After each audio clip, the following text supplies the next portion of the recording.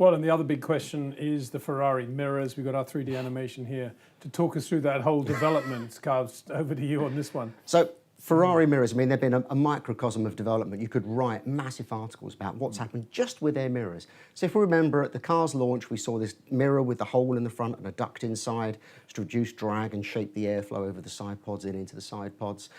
That was quite unique.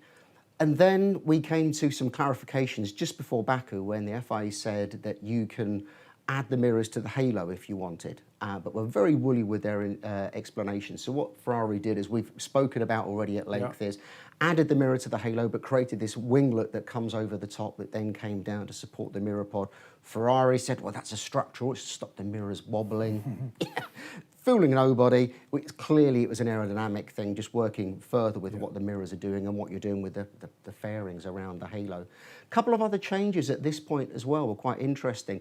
Ferrari ran to a twin mirror inside the mirror pod, which Raikkonen ran in his right-hand mirror at Baku to test, and they brought them then to Spain and ran them just to improve the rearwards visibility. Something we saw, if you remember, with McLaren back in, what was that, 2003?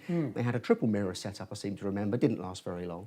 And also you got these little fins sticking out of the top of the mirror. We thought this was more aerodynamics, but it was, again, the teams looking at the Ferrari saying, well, that area, you can't have clear air between the top of the car and the bottom of the car. You need to fill in all of the little gaps. So they just put these little finlets on the mirrors just to make a legality area. Finlet, that's a good word. I think I've made that one up as we speak, but just a little extension. Yeah. So that's how they ran in Spain. Obviously, the FIA weren't happy. So now we came to Monaco.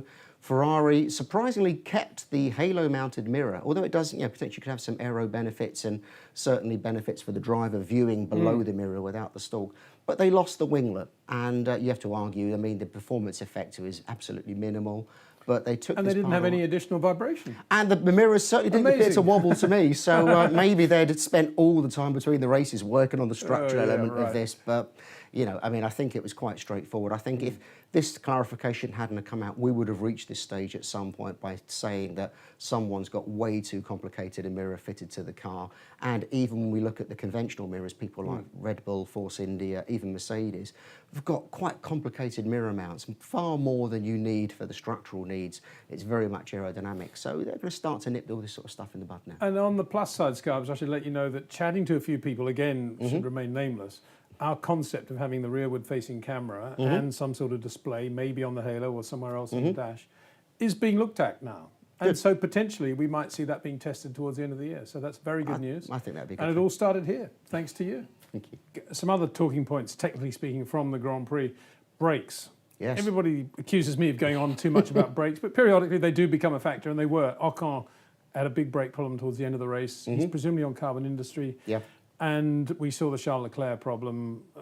A few people said, wow, what a driver error, but you hit a car that hard from behind, there's going to be a problem. We know what it was now. It was a disc, presumably on Brembo brakes, I would imagine, with the Ferrari connection they've got at Sauber. Are you surprised, brake problems at Monaco? And what does that mean for Canada now? Because that really is tough on brakes.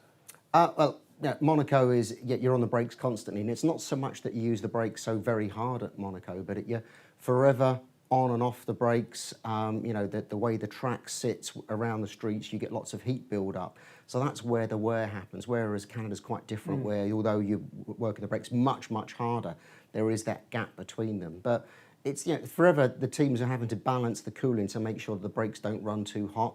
We had no safety car periods to talk of. Obviously, the only one that we had, or the virtual safety car, was as a result of that incident.